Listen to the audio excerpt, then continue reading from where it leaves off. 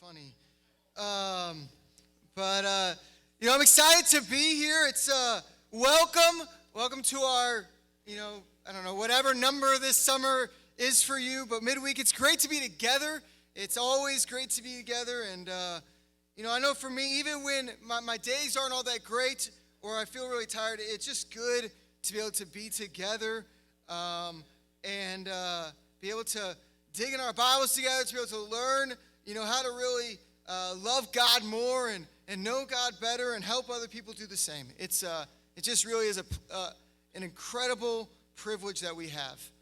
And tonight, as most of us know, so this summer, on Sundays, we've been kind of going through there's a lot of different probably words for it, but just kind of our basic beliefs, what we call our basic Bible studies or our first principles or whatever you want to call it. Just the things that we as a congregation believe that you got to know. And we're unified on and we believe deeply. And so we've been doing that on Sundays. And then on Wednesdays, what we've been doing is we've been coming together and talking about, well, okay, we believe this and we're unified and believing and applying these things. But how do we then go to our friends, to our neighbors, to our family members, and to random people we don't know yet, and also help them to see the scriptures in the same way? And so tonight, we're not going to do anything different from that. We're going to do the same thing. We're going to be talking about the third or fourth study that we've been going through, and that's God's Son, subtitle, Following Jesus. And if you haven't been, if this is new to you, if you've never, heard of this Bible study, you've never done this Bible study before, or this just seems something new to you, I want to challenge you, talk to somebody here. And because we really do believe that this is something that we believe in our core, as a foundation of where we begin in our walk with God.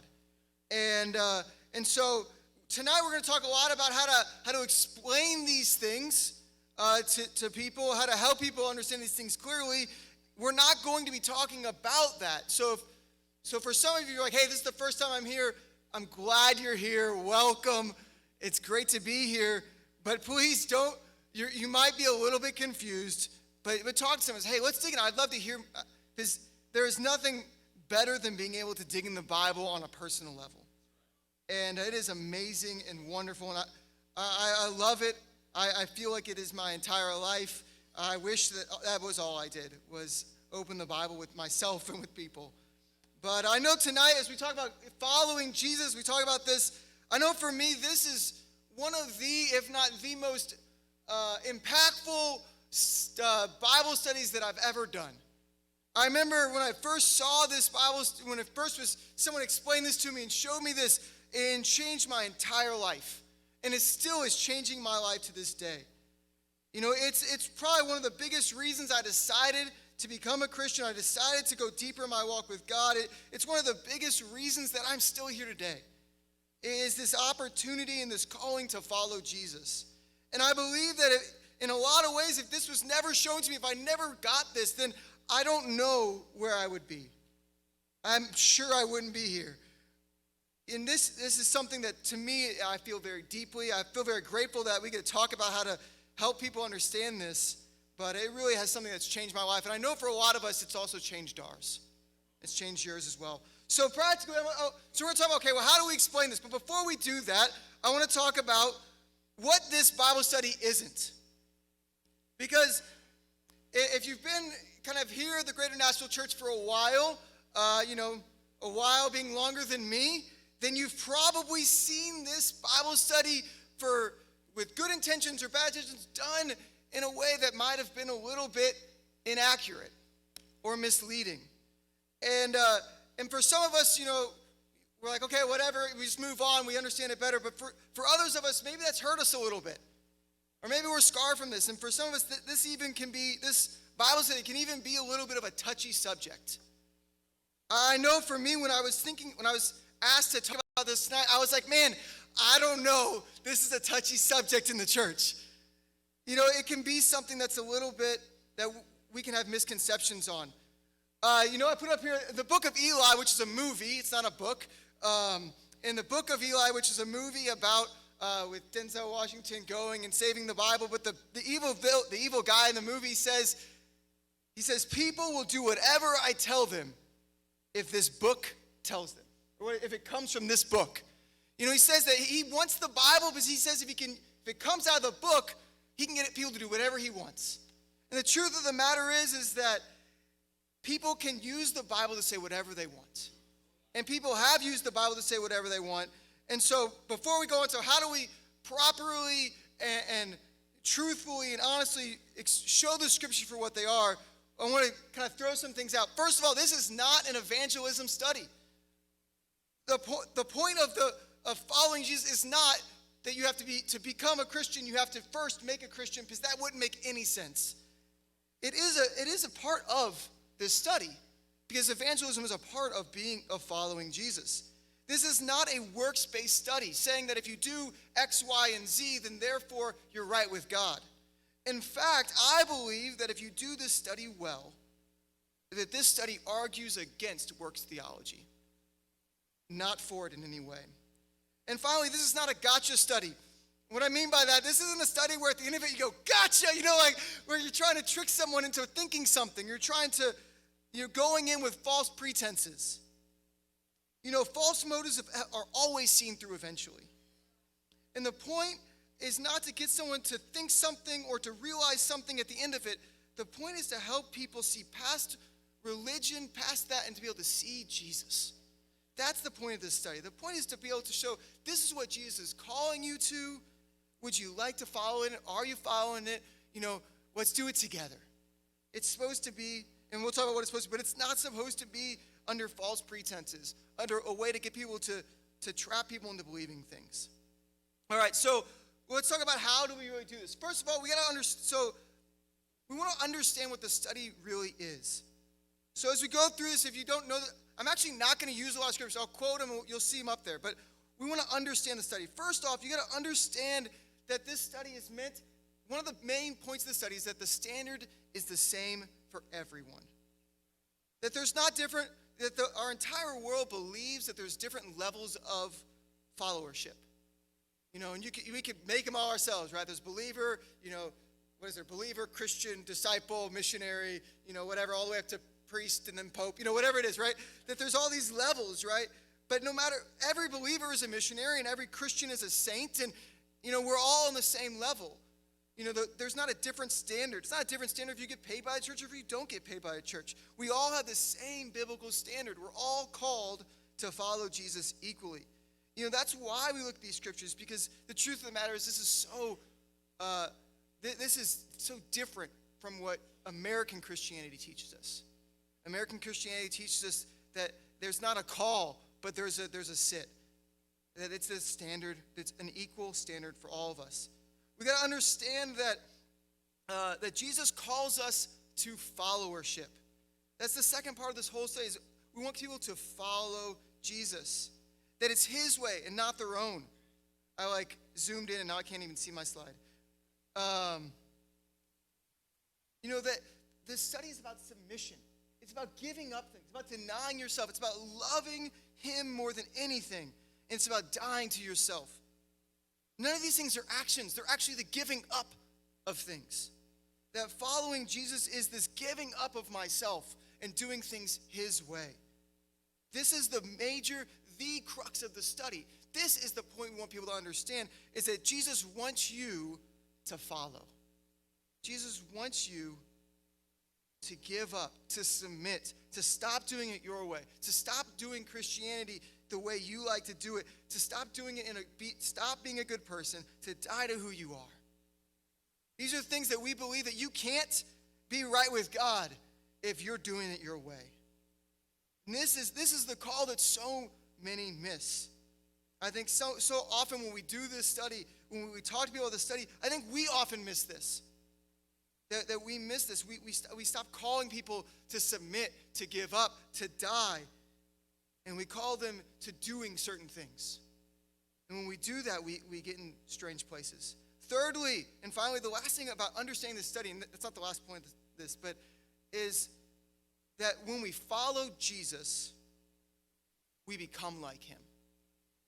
That if you follow Jesus, in Mark 1, right? If you follow Jesus, you will be a fisher of men. right? And so that's where we get into evangelism. So we're like, okay, so if you're not evangelizing, then you're not like, that means that you're not Christian. That's not actually true. What it is if you're following Jesus, you will do it because that's what Jesus did. And you would be like Jesus. If you're like Jesus, you will go. You won't sit. You're going to go. You're going to find disciples. You're going to make disciples. You're going to baptize, and you're going to teach them to obey. You're going to be like Jesus. These are things that Jesus did. And if you follow Jesus, you're going to love like Jesus. That the truth of the matter is that when we follow him, it transforms us. It molds us into him. This is the call. You know,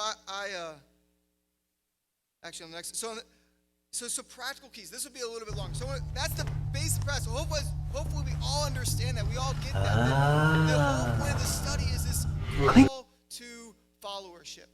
It's this call of, I'm going to go and do everything I can to be just like Jesus. It's not a trying, it's not just I'm going to do what I can, but it's everything I have, everything I got. Every ounce, every drop is about Jesus. That's Jesus' standard. And so practically, when we do this study, the first thing we want to do is we got to understand it's an inspiring call.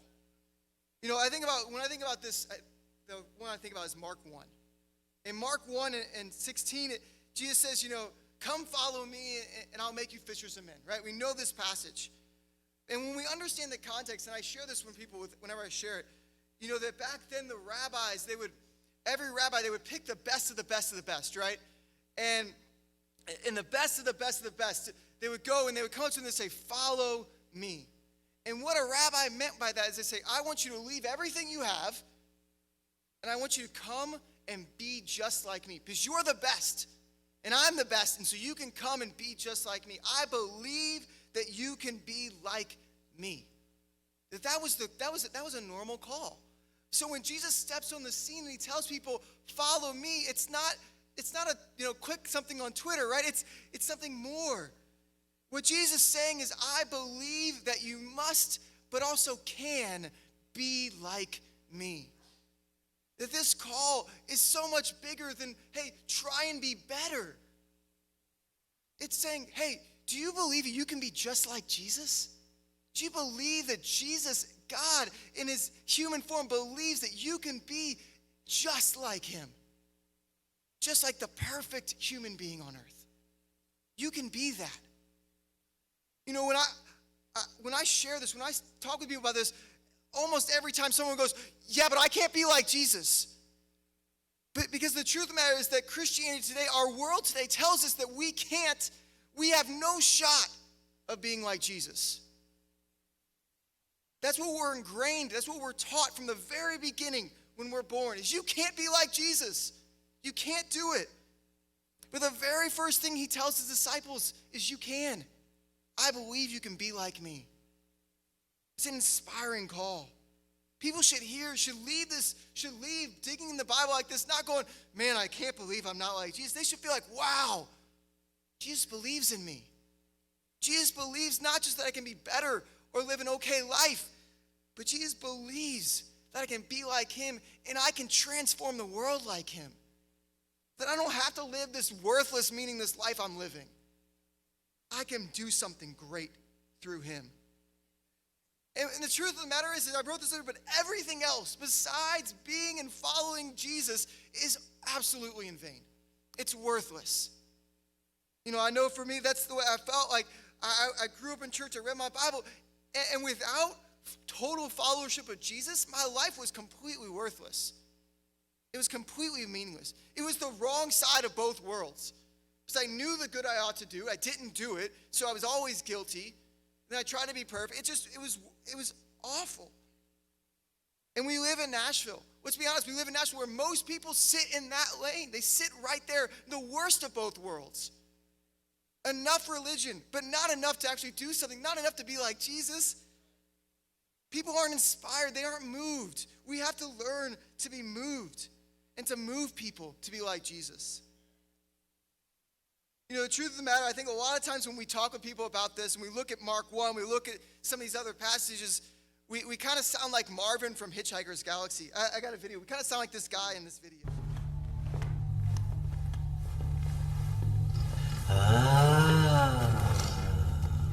that door just sighed. Ghastly, isn't it? All the doors in this spaceship have been programmed to have a cheerful and sunny disposition. Anyway, come on. I've been ordered to take you up to the bridge. Please yourselves. Here I am, brain the size of a planet, and they ask me to take you up to the bridge. Call that job satisfaction, because I don't. You can thank the Sirius Cybernetics Corporation for building robots with GPP. What's GPP? Genuine people personalities. I'm a personality prototype. You can tell, can't you? You know, is this the way that when you talk about the Bible you sound?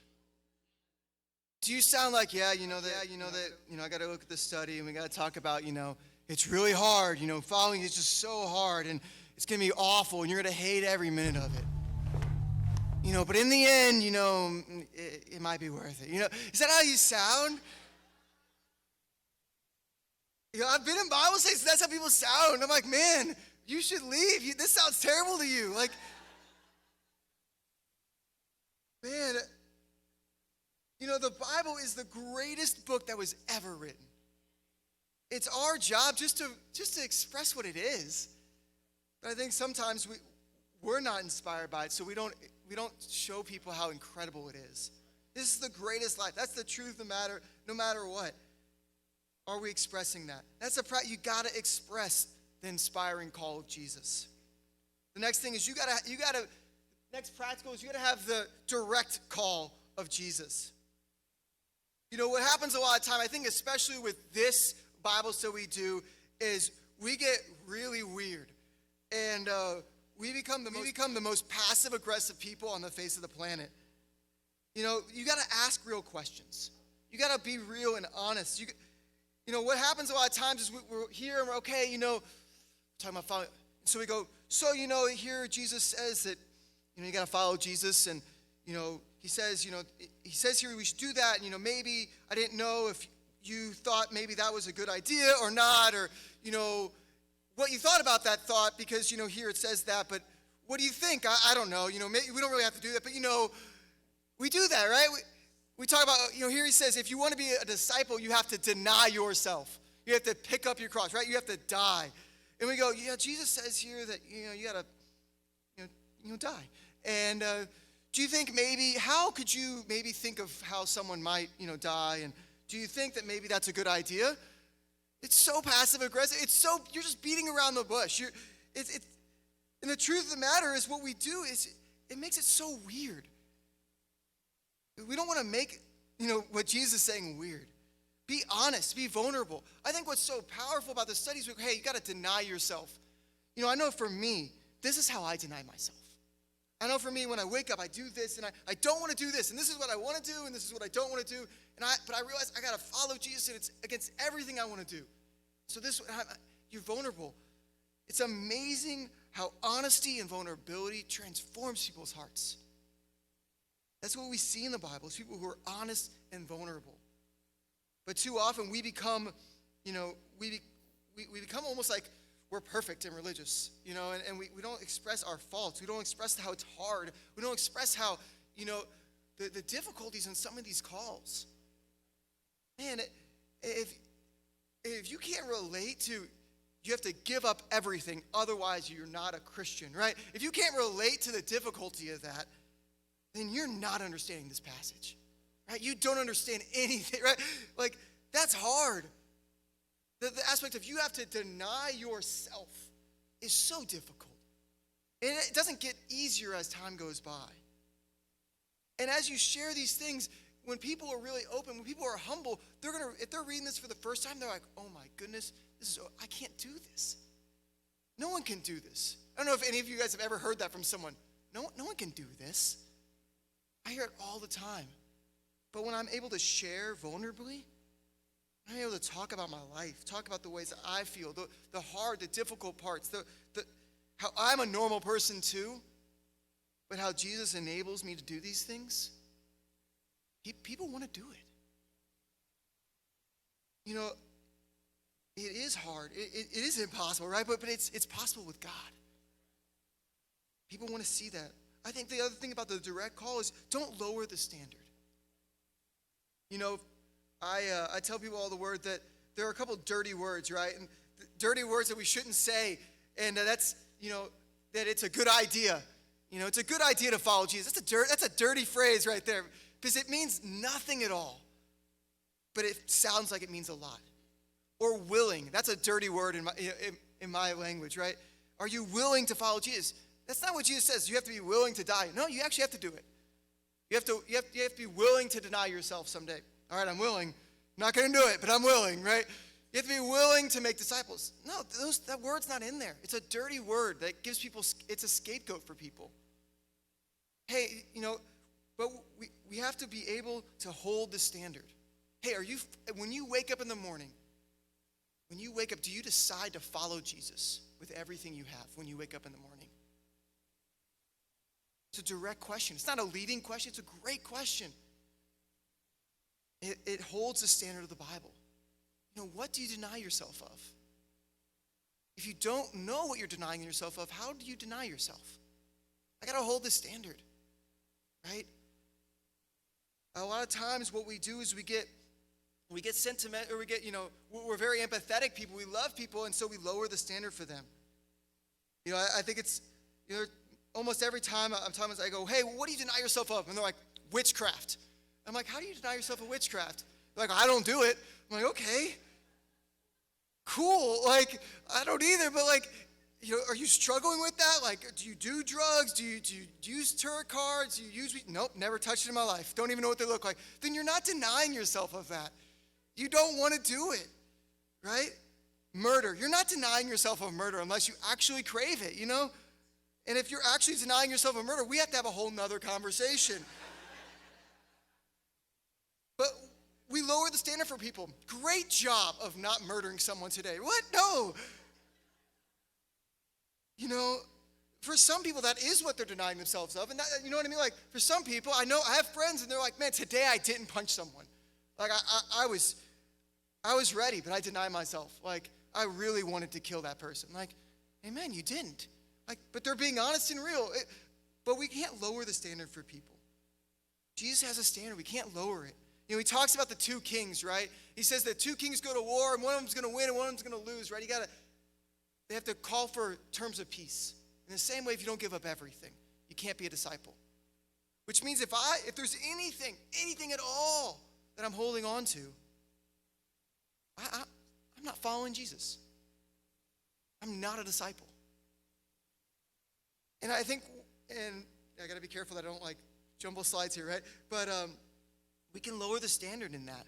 Well, you're doing a lot. Man, you're doing more than that person over there, right? Oh, okay, so you're doing more than them, and they're doing more than them, so you must be good.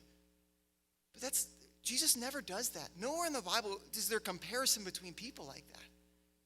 You're either hitting the standard or you're not. You either give up things or you're not. And it looks different for all of us a little bit, right? Because for some of us, we grew up and we were good people. And so, we didn't have to give up some of the things other people did. But we had to give up our pride and our self-righteousness. We had to give up those things. But we think, oh, well, you've been to church your entire life, so, and you never looked at pornography, and you never cursed. Like, you're doing great. Well, you haven't given up anything either. Let's hold the standard. Don't lower it. It's one of the biggest things that we hurt people with. I'm convinced that when people want Jesus, they will want to hear the standard of the Bible. And if you lower the standard, you will push them away. And when you lower the standard, you will bring people who don't want Jesus to you. And that's what we see. That's what we see when we do these things is they go like, yes, I like, and people, we lower the standard, and so people, we're all good and we're all friends, but then it doesn't look like church. Like, it doesn't look like the Bible, and we wonder why, and it's because we're not holding the standard. And we wonder why people who seem like they really want Jesus leave, and it's because they don't see it. They're like, that's not what that says. That says more than that. And if you're not holding to it, and you're not wanting me to hold to it, then I don't want it. I want the truth. I think the other thing we do with this is we make it about ourselves. And when we get scared that, like, I love this person, we're friends, they're awesome, And so if I say the hard things, if I ask the hard questions, if I make it personal, well, then I might lose this friendship. And we make it personal. We make it about our friendship. We make it about ourselves, really, because, and we end up losing the friendship, but we hurt their relationship with God. I think, what happens is we don't want to call people to decisions, because decisions compromise the friendship. We have to learn to get past ourselves, get past our selfishness in our own self, and be able to help them see Jesus and see what Jesus is calling them to. Finally, the last practical key we have here is we have to have the practical key. There's a practical call to this. A lot of times what happens, I think the first thing is hypocrisy ruins everything. And what happens is we're looking at the study and we're telling someone, you have to give up everything, and we know in our heart we haven't. And it's impossible. I'd say your heart's got to be really hard for you to be able to call someone to the true standard of the Bible and know for a fact you're not living it. But it ruins everything. And then what happens is you become friends, and they go, hold up, you're telling me to do this, but you're not doing it at all. I've seen so many people walk away from the church. I think even walk away from God because they see people in the church and they're like, you're telling me to do this, but you're doing that. We have to hold ourselves. Before we can ever preach to someone else, we have to preach this to ourselves. We have to be living it out. It's not a call of perfection, and that's what we tell people, right? This isn't a call of perfection. It's a call of followership and submission. Are you submitting to God? Are you following Jesus? Because if you're not, then you're going to call someone to these other things. You're going to change this a little bit so that it meets what is helpful for you, what helps your conscience. I think a big reason that a lot of people took this and made this an evangelism study is they got that down pat, but they weren't submitting to God. And so they're like, well, if I can change a couple of these things, I can say, it's all about evangelism. If you're not sharing your faith, you're not right with God. And they miss out on the whole submission because they're not doing it. And then we're like, well, and it messes with us. Or we got to preach to ourselves first. I think the second thing, we got to discuss practical application. I think anytime we study the Bible with someone, if it's not practical, it's not applicable, then it doesn't mean a whole lot. One of my friends in Atlanta, we would talk, and he's like, hey, man, if we're not going to lead this conversation, we weren't even talking about, if we're not going to lead this conversation different with actual things we're going to change, we can't be talking like this. It really messed with me. I was like, wow, we got to help people learn to apply the Bible. There are amazing, incredible churches that do incredible teachings. I think one of the things that we don't think we're the only ones, but one of the things that we do really well is we help people apply. We teach people, hey, when we read the Bible, this is how we apply the Bible. Sorry if I move away. But it's because it's something so rare. There's incredible theology out there. There's great biblical teachers out there. We got to learn to help people apply it. Okay, so we talk about followership. We talk about, okay, now how can we practically follow Jesus, right? It's a great question to ask someone. Okay, so you got to follow Jesus with all your heart. How can you practically do that today? Okay, giving up. What can you give up today? What can you deny yourself of tomorrow? How can we take steps of applying this standard, this call that Jesus has for us? And I think finally, we got to do it together. It's great to tell people, hey, go do something. But it's so much better. Jesus tells them to follow him. And when we do this, we need to call people, hey, do it with me. If we talk about, hey, deny yourself. Hey, what can we deny ourselves of together? Okay, cool. You're really prideful, and I'm really prideful. Well, how about we pray for humility together, right? Let's do this together. All right, you're terrified of people, and I don't like people. Well, let's go talk to 5 people today, right? Like, let's get out of ourselves. Let's deny ourselves. Let's go and talk to people about Jesus. 5 people today. Let's make it applicable. Okay, what's something you can give up? You love your stuff. All right, well, I'll sell this. I'll get rid of this if you get rid of that. Okay, how can we apply it? The greatest times where I've seen people transform their relationship with God is when this happened. I think about times when, I had a friend and we were talking about some of this stuff, and he actually now is my brother-in-law, but when we were talking about this, he had all these shirts, and he wore polos, but he wore like I don't remember what they're called, like the muscle man polos where they're like cut like this. And that's like all he wore, right? And we're okay, well, if you're going to follow Jesus, you can't wear these shirts, right? Like, they got to cover your body, you know? And it was hard because it was everything he had, right? And it was literally all his clothes. And I was like, well, how about I'll get rid of all my movies. I'll get rid of all my movies and you get rid of all your clothes. We'll go buy you some new clothes. And it was awesome. It was transformative. And we did it together, and we look back on it. It's a great memory that we have together. And, you know, this is what changes lives, guys, when we do it together. You know, in Matthew 28, one of the last verses we look at, it says, you know, go make disciples, baptize them, and teach them to obey.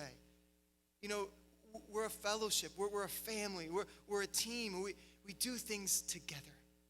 We don't tell people, hey, go do that on your own. Go figure it on your own. No, we're going to do this together. We're going to fail together. We're going to succeed together. Whatever it is, we're going to do it together. And I think the last thing is we want to, for me, and this is for me, and you could do things how you, but for me, when I like to finish this, say like, hey, how do you feel like you're doing in this? Do you want to follow Jesus? Just, hey, do you want to do this? Do you want help doing this? If they're like, hey, I'm doing this and I'm excelling it, and then I go, cool, would you want to do it together? I'm not worried about, hey, let's do it together.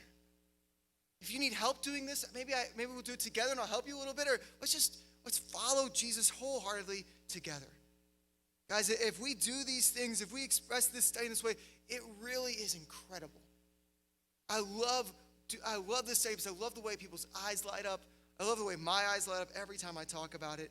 There's few things in the world that are greater than being able to walk with Jesus. Greater than being able to realize I am terrible at running my life. Let Jesus run it for me. Let's not lower the standard. Let's not beat around the bush. Let's not change the standard anyway.